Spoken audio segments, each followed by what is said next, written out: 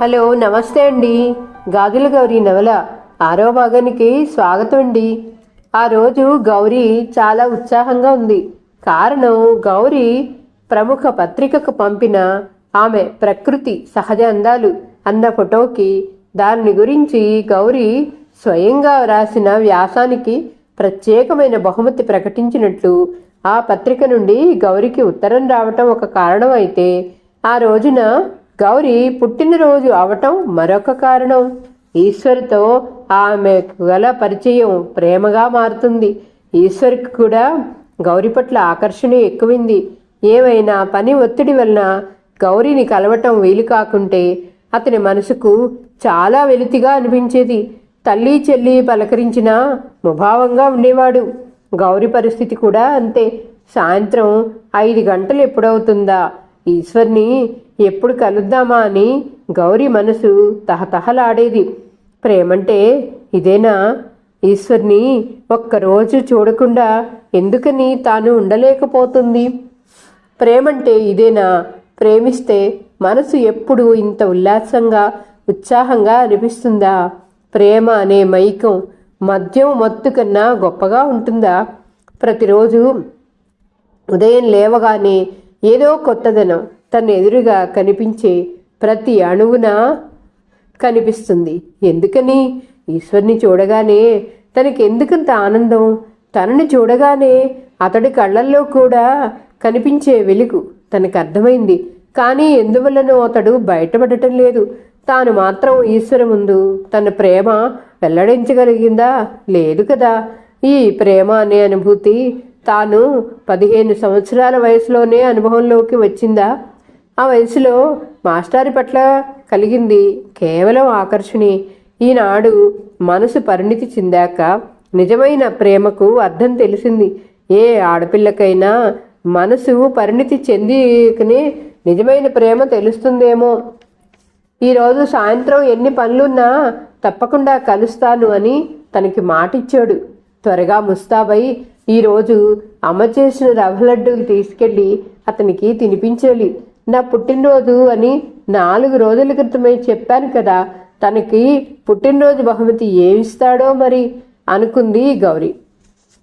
గౌరీలో ఈ మధ్య కనిపిస్తున్న ఉత్సాహాన్ని పార్వతి గమనిస్తూనే ఉంది. చాలా సంవత్సరాల క్రితం 10th క్లాస్ చదివేటప్పుడు కూడా ఇలాగే ఉత్సాహంతో గంతులేసేది.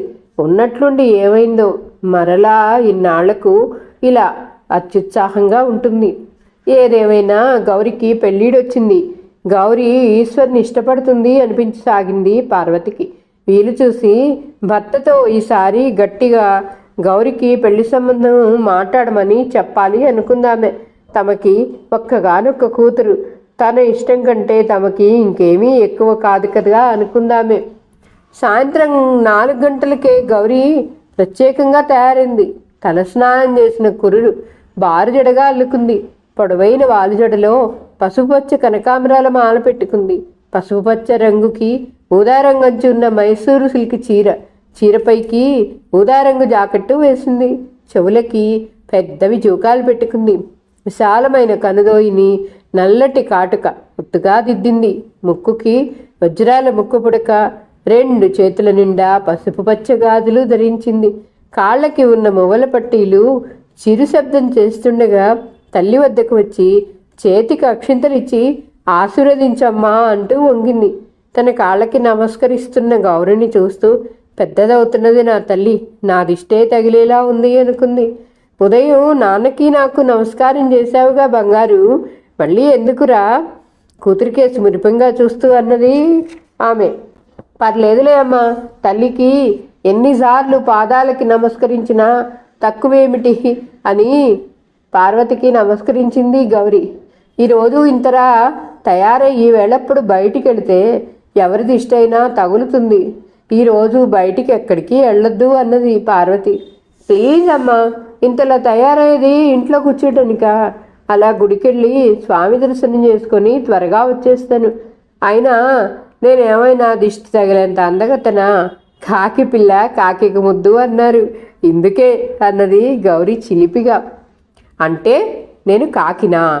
నీకు మరీ గారం ఎక్కువైంది. సరేలే, చీకటి పడకుండా త్వరగా వచ్చేయి. అన్న పార్వతి మాటలకి మా మంచి అమ్మ ఇక్కడ ఉన్నట్లు రాను అన్నది గౌరీ. ఒక చిన్న బాక్సులో తల్లి తన పుట్టినరోజు నాడు చేసిన రవ్వ లడ్డూలు కొన్ని ఉంచి ఈశ్వర్ కోసం బయలుదేరిందామె. రామాలయంలోకి వెళ్ళి దేవునికి నమస్కరించి బయటకు వస్తుండగా ఈశ్వర్ ఆ వీధి చివరి నుండి ఇటువైపుగా వస్తున్నాడు. గౌరీని చూడటంతోనే అతడి కళ్ళల్లోని మెరుపు గౌరీ గమనించింది. ఆమెలో అదో రకమైన గర్వం పొడచూపి పెదవుల మీద చిరు దరహాసం మెరిసింది. ఉదయం మా ఇంటికి వచ్చి నా పుట్టినరోజున నా చేతి నుండి స్వీట్ తింటావనుకున్నా. 4 రోజుల క్రితమే నువ్వు మా ఇంటికి వచ్చినప్పుడు మా అమ్మ ఈరోజు మా ఇంటికి రమ్మని, ఈరోజు నా పుట్టినరోజు అని చెప్పింది కదా, ఎందుకు రాలేదు అన్నది కొంచెం అలెక్కగా ఆమె. ప్లీజ్ అర్థం చేసుకో గౌరీ, అమ్మకి ఎలా చెప్పి రావాలో అర్థం కాలేదు. అది వరలో అమ్మ వాళ్ళు లేరు కనుక మీ అమ్మగారు ఎప్పుడైనా భోజనానికి రమ్మంటే వచ్చేవాడిని. ఇప్పుడు అలా కాదు, అమ్మకి ఏం చెప్పి రావాలి అన్నాడు ఈశ్వర్. అయినా గౌరీ అలక వదలకపోవటంతో ప్లీజ్ బంగారు అర్థం చేసుకురా, మా గౌరీ బంగారు కొండట, అలక వదిలి ఈ ఈశ్వర్ని అనుగ్రహిస్తుందిట అంటూ, అవును ఈ స్పెషల్ నా కోసం తెచ్చావు, ఏముంది ఆ బాక్స్లో అన్నాడు అతడు. అబ్బా ఆశ, నేనేం తమరికై తీసుకురాలేదు అని ముందుకు నడిచెళ్తున్న గౌరిని అనుసరించాడు. ఇరువురు మౌనంగా నడుస్తూ ఊరు చివరిగా వచ్చారు. తన వెనుకే రాముడు మంచి బాలుడు అనిపించే తనని అనుసరిస్తున్న అతన్ని ఇక ఎక్కువసేపు ఉడికించకూడదనుకుంది. పోనీలే, తను మాత్రం ఏం చేస్తాడు, వాళ్ళమ్మకి ఎక్కడికైనా భోజనానికి వెళ్ళావు అంటే తమ ఇంటికి భోజనానికి వెళ్ళానని మాత్రం ఎలా చెప్తాడు. సరేలే, క్షమించేద్దాం అనుకుందామే. ఇద్దరు పొలం గట్లపై కూర్చున్నారు. ఇంతకీ ఆ బాక్సులో నా కోసం ఏం తెచ్చావు? గౌరీ అలక తగ్గింది అని తెలిసిన అన్నాడు ఈశ్వర్. రవ్వ లడ్డూలు అన్నది గౌరీ తన చేతిలోని బాక్స్ మూత తెరుస్తూ. అవునా, మరి ఈ ఈశ్వర్ నోటికి అందించవచ్చు కదా దేవి, ఈశ్వర్ అన్నాడు చిలిపిగా. అబ్బా ఆశలకి కోరికలకి తక్కువేం లేదు. పాపం అబ్బాయి గారికి ఇది నలుగురు తిరిగే చోటు, తమరి ఆశలకి కళ్ళెం వేయండి అన్నది గౌరీ. ఆశలకి కోరికలకి ఈ వయసులో కాకుండా 50 ఏపటిలోన కలిగేది అమ్మాయి గారు. అయినా పుట్టినరోజున ప్రియమైన తమ వారికి ప్రేమతో రవ్వ లడ్డు తినిపించకపోతే ఇక పుట్టినరోజుకి అర్థం ఏమిటి అన్నాడు నాటక పక్కీలో అతడు. ఈశ్వర్ అభినయానికి గౌరీ పక్కున నవ్వి చేతిలోకి రవ్వ లడ్డు తీసుకుంది. నోటికి అందించమన్నట్టుగా ఈశ్వర్ నోరు తెరిచాడు. తెరిచిన ఆ నోట్లో రవ్వ లడ్డు ఉంచిందామె. లడ్డూలు తినటమేనా, నా పుట్టినరోజున బహుమతి ఏం లేదా అన్నది. లేకే ఉన్నది, ఇదిగో అంటూ తన ప్యాంటు జేబులో నుండి ఒక చిన్న పొట్లం బయటికి తీశాడు. అతడు ప్యాంటు జేబులో నుండి బయటికి తీసిన ప్యాకెట్ చూడగానే గౌరికి అవి గాజులు అని అర్థమయ్యాయి. ఈశ్వర్ తన చేతిలోని పొట్లం తీశాడు. అందులో బంగారు వర్ణంలో పసుపు పచ్చని పూల గాజులు. అవి చూడగానే మిలమిలా మెరిశాయి గౌరి కన్నులు. గాజులా అన్నది ఆనందంగా. అవును అన్నాడు అతడు. గాజులు చేతులకు వేయమని తన 2 చేతులు అతడు ముందుకు చాచింది ఆమె. తన ముందుకి చాచిన గౌరి 2 చేతులకి గాజులు తొడిగిన ఈశ్వర్ రెంటిని ముద్దాడాడు ప్రేమగా. అబ్బా ఇదేమిటి అని సిగ్గుగా తన చేతుల్ని వెనక్కి తీసుకొని అతడు తనకి తొడిగిన గాజుల్ని చూసుకుంది గౌరి ప్రేమగా. మరి ఇంత ప్రేమగా నీ బంగారు చేతులకి గాజులు వేసిన నాకేమిటి బహుమతి అన్నాడు ఈశ్వర్. అవునా, నా పుట్టినరోజు కనుక అబ్బాయి గారు ఈ బహుమతి గాజులు ఇచ్చారు. ఆ అబ్బాయి గారి పుట్టినరోజుకి నేను కూడా ఏదో ఒక బహుమతి ఇస్తాలే అన్నదామె.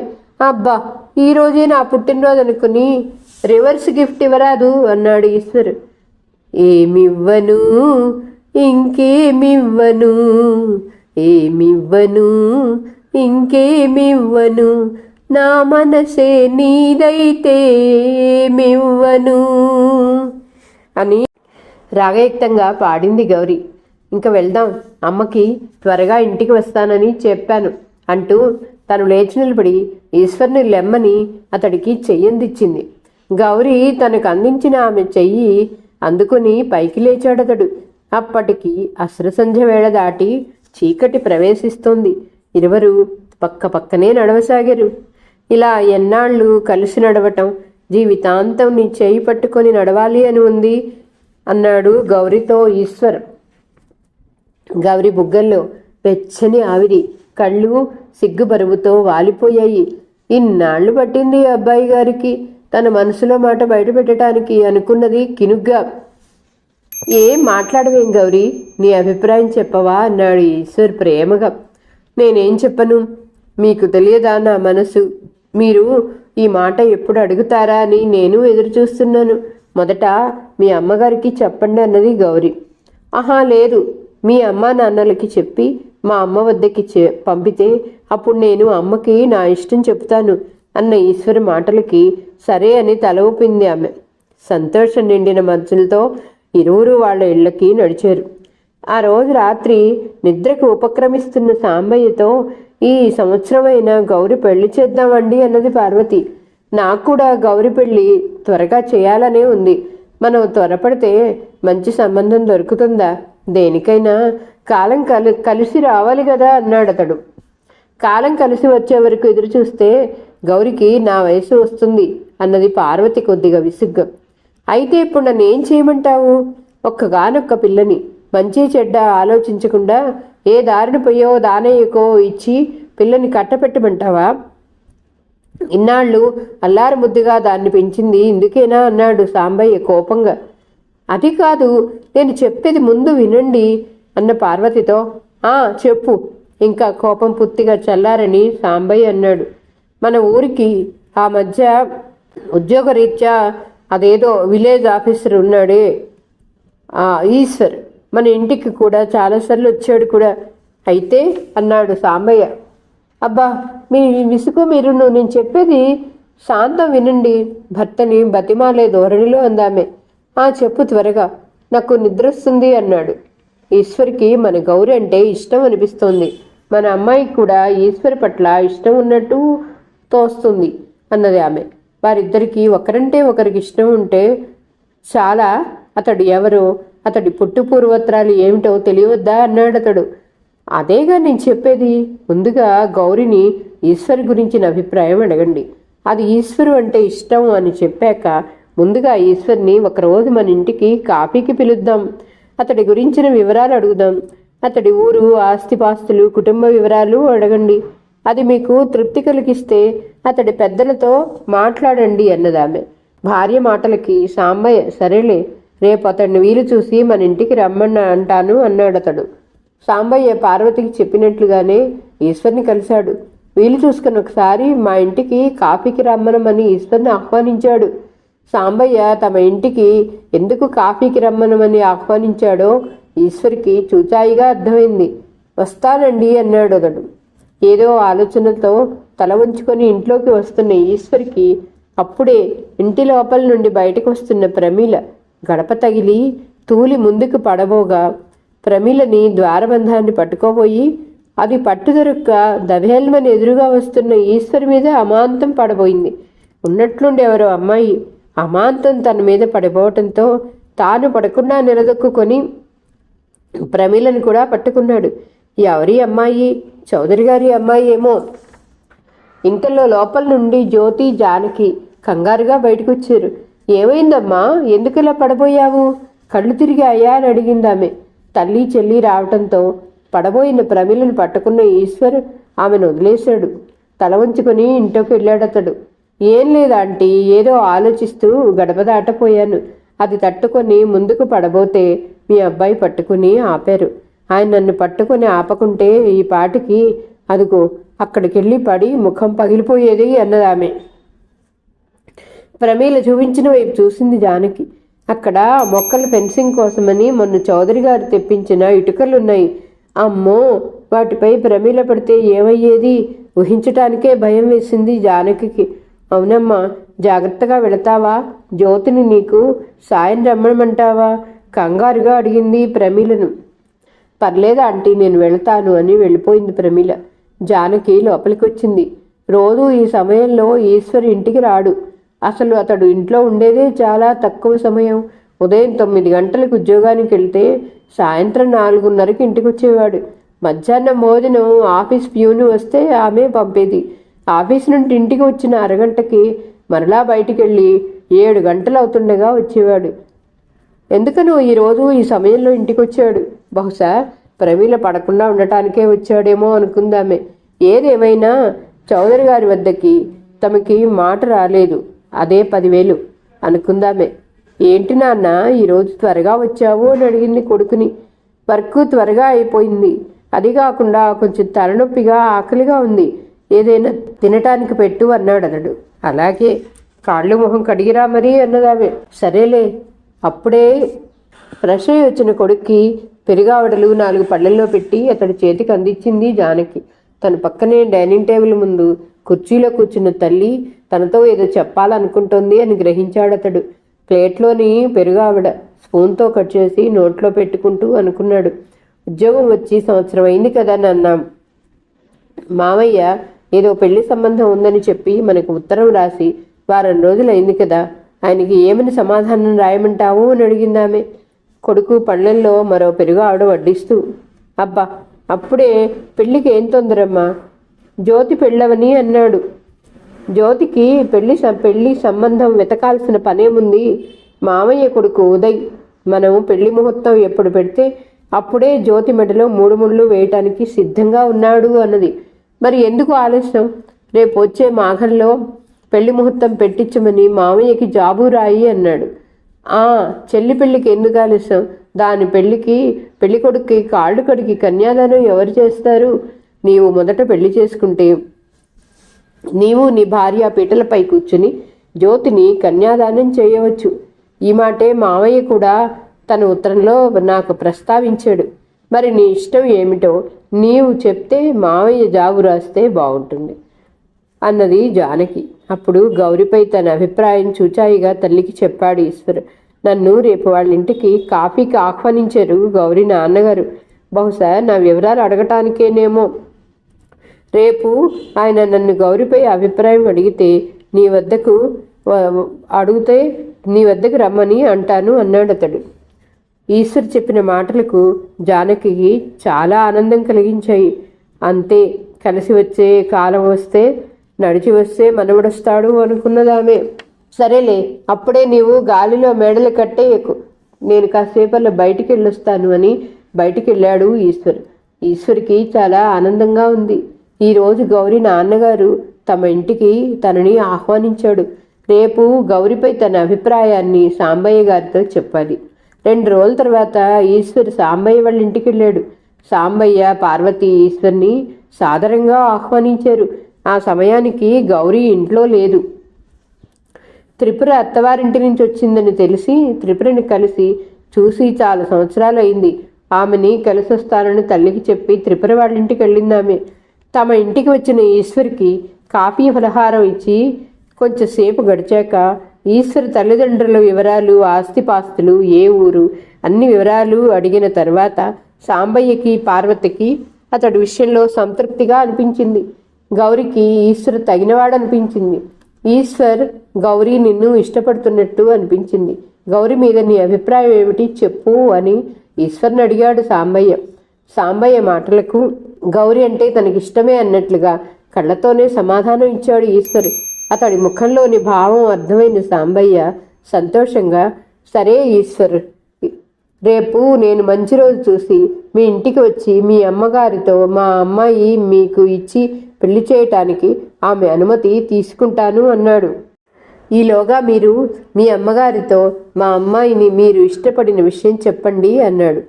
సరే అండి, మా అమ్మ మా మావయ్యలకి చెప్తాను. మా చెల్లిని మా మామయ్య కొడుకుకి ఇచ్చి వివాహం జరిపించాలని వాళ్ళ అభిలాష. నా పెళ్లి ముందు జరిపిస్తే చెల్లిని నా భార్య నేను కన్యాదానం చేయాలని వాళ్ళ ఆకాంక్ష అన్నాడు అతడు. అది సహజమేగా బాబు. ఈడొచ్చిన బిడ్డలకి త్వరగా పెళ్లి చేసి బాధ్యత తెచ్చుకోవాలనుకోవటం ప్రతి తల్లిదండ్రుల కోరిక కదా అన్నాడతడు. సరే అండి, నేను ఇక బయలుదేరుతాను అంటూ వారి వద్ద సెలవు తీసుకొని వచ్చాడు ఈశ్వర్. అతని మనసు గాల్లో తేలినట్లుంది. ఆలోచనల్లో తేలుతూ ఇంటిదారికి నడక సాగించాడు. ఈశ్వర్ని సాగనంపి ఇంట్లోకి వచ్చిన సాంబయ్య, పార్వతీల మనసు తేలికయ్యాయి. మంచి రోజు చూసి కరణం గారిని తోడు తీసుకుని ఈశ్వర్ వాళ్ళ అమ్మగారితో మాట్లాడొస్తే సరిపోతుంది అన్నాడు అతడు. అంగీకారంగా తల ఊపింది పార్వతి.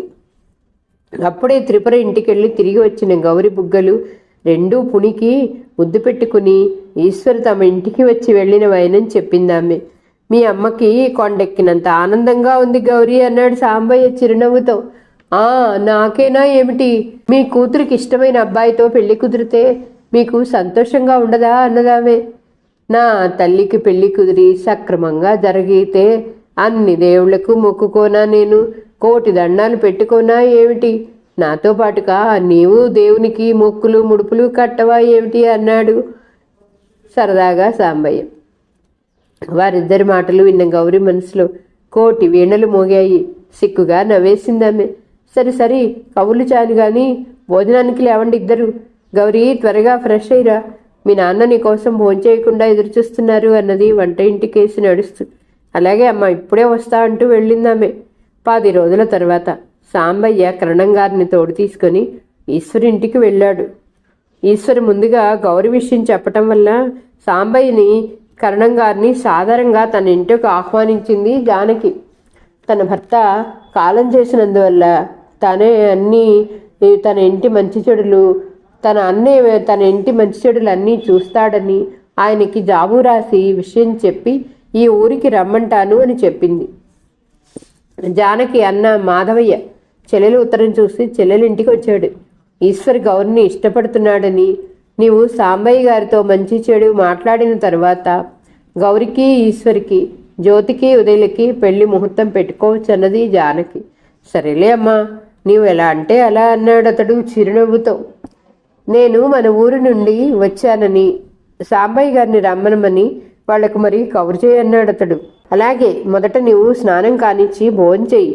ఈశ్వర్ భోజనం క్యారియర్ తీసుకెళ్ళటానికి ఇంకా సేపట్లో ఈశ్వర్ ఆఫీస్ ప్యూను మన ఇంటికి వస్తాడు. అతడిని సాంబయ్య గారింటికి ఫోన్ చేసి మన ఇంటికి రమ్మనమని చెప్తాను. మాధవయ్య సరేనని చెప్పి స్నానానికి వెళ్ళాడు. తల్లి క్యారియర్ తెచ్చిన ఆఫీస్ ప్యూన్ ద్వారా కబురు తెలుసుకున్న ఈశ్వర్ సాంబయ్యకి ఫోన్ చేసి, మావయ్య తమ ఊరి నుండి ఇక్కడికి వచ్చాడని, మిమ్మల్ని మా అమ్మగారు మా ఇంటికి రమ్మనమన్నారని చెప్పాడు. ఇంకా పల్లెటూళ్ళలో టెలిఫోన్ సౌకర్యం అందుబాటులోకి రాని రోజులవి. టెలిఫోన్ పోస్టాఫీస్లో చౌదరి గారింటో మాత్రమే ఉండేది. సరే ఈశ్వర్ బాబు, వెళతాను అన్నాడు సాంబయ్య. సాయంత్రం 4 గంటల వేళ తమ్ముడు సుందరంతో కలిసి ఈశ్వర్ ఇంటికి వెళ్ళాడు అతడు. 2 రోజుల క్రితం సుందరం వారి పొలం వివరాల పనుల గురించి అన్నగారింటికి వచ్చాడు. తమ ఇంటికి వచ్చిన సుందరాన్ని సాంబయ్యని సాధారణంగా ఆహ్వానించాడు మాధవయ్య. ఇంతలో జానకి కాఫీ కప్పులు ట్రేలో తీసుకొని వచ్చింది. అయ్యో, వచ్చిన ప్రతిసారి ఈ మర్యాదలు ఏమిటమ్మా అన్నాడు సాంబయ్య మొహమాటంగా. పర్లేదులేండి, కాఫీయేగా తీసుకోండి. మేము మీ ఇంటికి వస్తే మీరు ఆ మాత్రం మర్యాద మాకు చేయరా అన్నాడు మాధవయ్య కలుపుగోల్తనంతో. అయ్యో, ఎంత మాట అన్నారు వినయంగా సుందరం సాంబయ్య. తర్వాత 2 గంటల సేపు ఇరువురు వారి వారి ఆస్తిపాస్తులు కుటుంబ వివరాలు మాట్లాడుకున్న పిమ్మట పిల్లల పెళ్లిళ్ల గురించి మాట్లాడుకున్నారు. మా అబ్బాయికి ఈశ్వరి చెల్లిని చేసుకుంటున్నాము. మొదట ఈశ్వరి గౌరీల వివాహం జరిపిస్తే వాళ్ళిద్దరూ పెళ్లిపేటలపై కూర్చుని జ్యోతికి కన్యాదానం చేయవచ్చని మా అభిమతం అన్న మాధవయ్య మాటలకి అలాగే చేద్దామన్నారు సాంబయ్య సుందరం. అన్ని విషయాలు మాట్లాడుకున్న పిమ్మట శాస్త్రి గారి చేత పెళ్లి ముహూర్తం నిర్ణయించి మీ చెల్లెలు గారికి తెలియచేస్తాం. తర్వాత మీరు ఇక్కడికి బయలుదేరి వస్తే నిశ్చయ తాంబూలాలు పుచ్చుకొని నిశ్చితార్థం చేసుకుందాం అన్నాడు సాంబయ్య. సాంబయ్య చెప్పిన మాటలకు సరే అన్నారు మాధవయ్య జానకి. మేము ఇంక బయలుదేరుతాం అన్న వారి ఇద్దరికి గుమ్మం బయట వరకు వచ్చి వీడ్కోలు చెప్పాడు మాధవయ్య. చాలా మర్యాదస్తులా ఉన్నారు కదా జానకి అన్నాడు లోపలికి వస్తూ మాధవయ్య. అవునన్నయ్య, చాలా మంచివాళ్ళు. ఈ ఊళ్ళో పోస్ట్ మాస్టర్ సాంబయ్య గారు అంటే చాలా మంచి పేరుంది. ఈశ్వరి ఈ ఊరు ఉద్యోగానికి వచ్చినప్పుడు చాలా సాయం చేశారుట అన్నది జానకి. సాయంత్రం పూజకై సిద్ధం చేసుకోవటానికి వంట ఇంట్లోకి వెళుతూ ఈ విషయం జరిగిన 10 రోజుల తర్వాత సాంబయ్య గారు పిల్లల పెళ్లికి ముహూర్తం పెట్టించారు అని అన్నని వదినం తీసుకుని తమ ఇంటికి రావాల్సిందని మాధవయ్యకి జాబు రాసింది జానకి. చెల్లెలు జాబు అందుకున్న మాధవయ్య భార్య కొడుకులతో చెల్లెలింటికి వచ్చాడు. ఆ రోజు పంచమి బుధవారం. గౌరీ ఈశ్వర్లకి నిశ్చితార్థం సాంబయ్య ఇంటిలో జరుగుతుంది. సాంబయ్య ఇంటి పురోహితుడు పరమేశ్వర శాస్త్రి నిశ్చితార్థం వేడుక జరిపించనున్నాడు. నిశ్చితార్థానికి ముందుగానే గౌరీ 2 చేతులకు గోరింటాకు పెట్టింది. సుందరం భార్య సుగుణ. గౌరికి నిశ్చితార్థం అని తెలిసిన గాజుల గంగన్న గాజులు తీసుకుని వచ్చి గౌరి చేతులకు వేశాడు. గౌరమ్మ, నీ పెళ్లికి నా గాజులే వేసుకోవాలి అన్నాడు గంగన్న అభిమానంగా. మా అమ్మాయి పెళ్లికి నీవు కాకుండా గాజులు ఎవరేస్తారు గంగన్న అన్నది పార్వతి. పెళ్లికే కాదు, పెళ్లి కూతుర్ని చేసేటప్పుడు గౌరికి, పెళ్లికి వచ్చిన పేరెంటాండ్రకి, ముత్తైదువులకి అందరికీ నీ వద్ద ఉండే గాజులే వేయాలి. అందుకే రేపే పట్నం వెళ్ళి రకరకాల అన్ని గాజులు తీసుకుని రావాలన్నది సుగుణ తోడికోడలు మాటలకి వంత పాడుతూ. ఒక్క పెళ్లికే కాదు సుందరమ్మ, గౌరమ్మ సీమంతానికి నేనే గాజులు వేయాలి అన్నాడతడు. పార్వతి ప్లేట్లో పెట్టి ఇచ్చిన లడ్డు తుంచి నోట్లో పెట్టుకుంటూ. గంగన్న మాటలకి గౌరి సిగ్గుపడితే మిగిలినందరూ నవ్వేశారు. మరుసటి రోజున ఉదయం 11 గంటలకి ఈశ్వర్ గౌరీల నిశ్చితార్థం జరిగింది. సాంబయ్య, పార్వతి, మాధవయ్య, అతని భార్య అనంతలక్ష్మి తాంబూలాలు ఇచ్చి పుచ్చుకున్నారు. శ్రావణ మాసంలో గౌరీ ఈశ్వర్ల వివాహం ఘనంగా జరిగింది. వారిద్దరి వివాహం జరిగిన 1 నెల రోజుల తర్వాత జ్యోతి ఉదయుల వివాహం ఈశ్వర్ స్వగృహంలో వైభవంగా జరిగింది. ఈరోజు కథ ఇంతటితో సమాప్తమండి. మరలా తర్వాయి భాగంతో కలుద్దాం. నా కథ మీకు నచ్చితే please like, share, subscribe and comment. ఉంటానండి. పద్మావతి చావలి.